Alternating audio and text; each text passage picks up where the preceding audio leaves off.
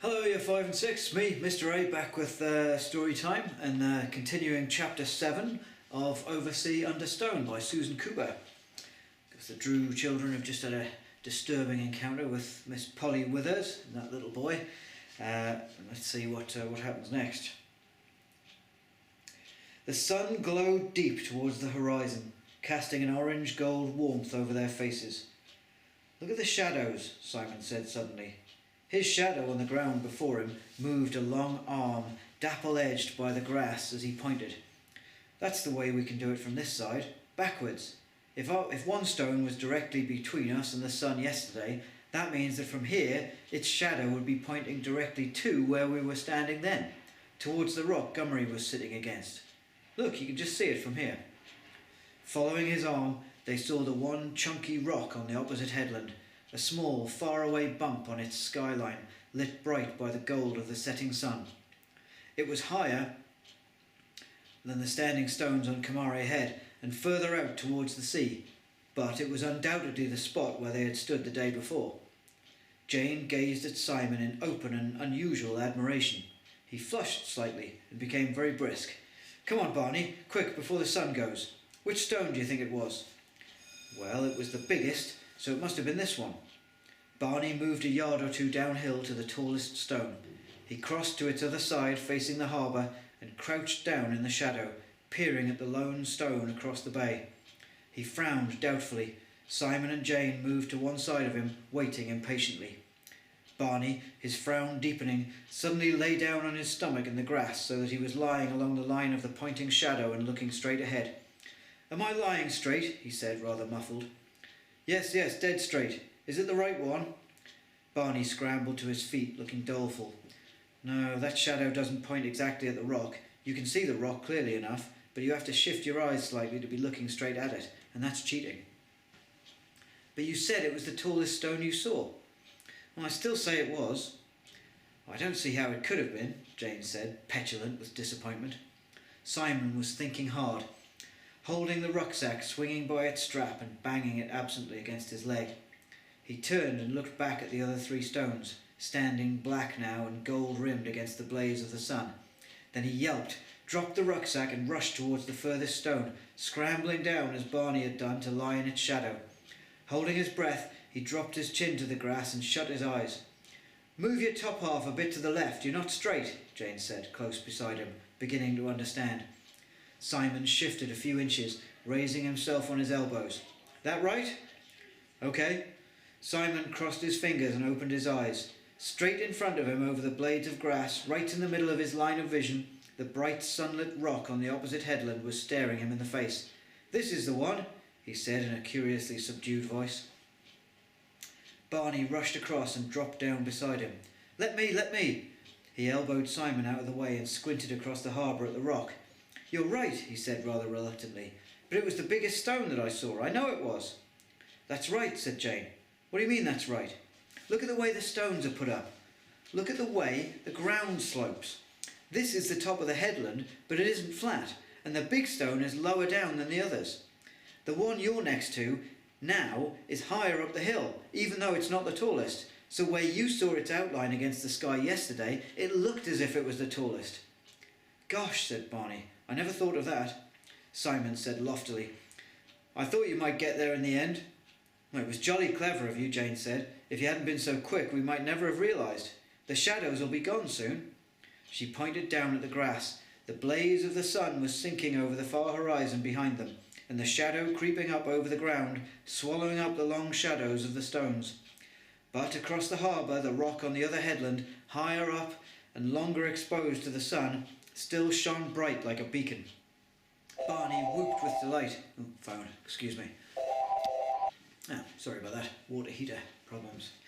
Anyway, so where were we? But across the harbour, the rock on the other headland, higher up and longer exposed to the sun, still shone bright like a beacon. Barney whooped with delight. We've got it! We've got it!" He thwacked one hand against the warm rock of the standing stone and whirled round in a circle. "We're on the first step, isn't it fabulous?" "Only the first step, though," Simon said, but pleasure was bubbling within him as well. They all three felt suddenly enormously energetic. "But we've started." Well, we know where to look for the next clue now. Yeah, we go from here. Barney ran his hand over the surface of the standing stone again. From this one. But where? Simon said, determined to be realistic. And how? We shall just have to look at the map again. It's bound to tell us. I mean, really the first clue was marked plain as plain. How to get from the other headland over to the stone here, if only we'd known how to understand it. Barney ran across to where Simon had dropped his rucksack, flipped the straps open and fumbled inside, bringing out the grubby brown roll of the manuscript from its case. Look, he said, sitting down with a bump and spreading it out on the grass before him. Here's where the stone's marked. Bring it farther up, Simon said, looking over his shoulder. The sun's still in the grass a bit higher up, and you need the brightest light you can to get a look at it. Anyway, it'll be warmer. Barney clambered obligingly up the slope, past the massive grey foot of the last and tallest standing stone, to where the grass was still a brighter green in the last golden light of the sun. Simon and Jane followed him, standing on either side so that their own shadows should not darken the faint, indistinct scrawl on the curling parchment. They bent down, intent, staring at the crude, quick outline that was the Cornishman's picture, made 900 years before, of the standing stones. Miss Withers' voice said behind them, "So you have found a map after all!" A great wave of horror enveloped Barney, and he froze, hunched over the manuscript. Simon and Jane wheeled round in alarm. Miss Withers stood close behind them, higher up the slope. Her outline was dark and menacing against the sunset sky, and they could not see her face. The boy, Bill, appeared silently behind her and stood at her elbow. The sight of them, both poised there, filled Jane with panic, and she suddenly felt frightened at the silence and emptiness of the headland. Barney's finger unconsciously curled into his palm, and the edge of the manuscript, released, sprang back into a closed roll. The faint crackle of its movement sounded like a gunshot in the silence. "Oh, don't put it away," Miss Withers said clearly. "I want to have a look." She took a step forward, stretching out her hand, and in terror of the flat, expressionless voice, Jane cried out suddenly, "Simon!" As the dark figure loomed swiftly towards him from the hill, Simon felt himself wake up. Quicker than his own thought, he swung around, dipped swiftly and snatched up the manuscript from Barney's knee, and then he was gone, half slithering, half running down the slanting side of Kamare Head toward the village. "Bill, quickly!" Miss Withers snapped. The big silent figure beside her shot into sudden life, tearing down the hill at Simon's heels. But he was too clumsy for his speed, and in mid-flight on the edge of the slope he stumbled and half fell. He recovered himself almost at once, but not before Simon, running and slipping straight down over the grass and the zigzagging paths, had gained 30 yards lead. "He won't catch him," Jane said, her voice wavering with excitement, feeling a broad smile of relief spreading over her stiff cheeks. "Run it, Simon!" Barney shrilled down the hill, scrambling to his feet. Miss Withers came down towards them, and they drew back from the sight of her face, twisted by rage into something frightening and unfamiliar, no longer attractive, no longer even young. She snarled at them. "You stupid children, tampering with things you don't understand!" She swung away from them and made off down the slope in the same direction that Simon had taken, in a long, quick stride.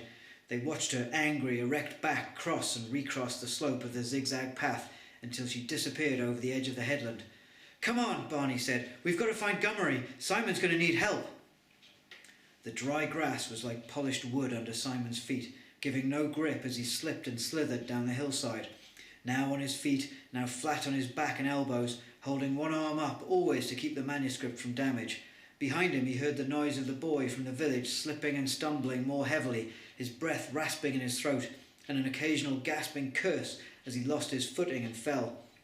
Facing outwards across the harbour as he ran down, Simon felt that he could almost jump straight out into the sea. The slope seemed much steeper than when they had climbed up by the path, dropping below him in an endless green curve. His heart was thumping wildly, and he was too intent on getting away to imagine what might happen if the boy caught up with him. But gradually, minute by minute, the panic at the pit of his stomach was disappearing. Everything depended on him now, to keep the manuscript safe and get away.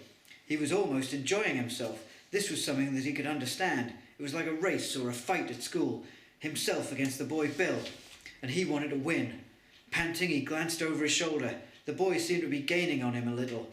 Simon flung himself down the rest of the slope, sliding and bumping on his back, alarmingly fast, now and again coming to his feet for a couple of staggering steps. And then suddenly he was at the bottom of the slope, stumbling and gulping for breath. With a brief glance up at the pursuing Bill, who yelled and glared at him as he saw him looking round, Simon was off and away over the field, running like a hare and feeling confidence surge stronger as he ran. But he could not lose the boy behind him. Stronger, bigger and longer legged, the village boy pounded after him with grim determination, striding more heavily but never losing ground. Oh, well, I'll have to stop there for today. I'll finish off chapter 7 for you tomorrow. Oh, some excitement. And yeah, thanks very much for tuning in. And yeah, have a great day. Back again tomorrow. Bye-bye.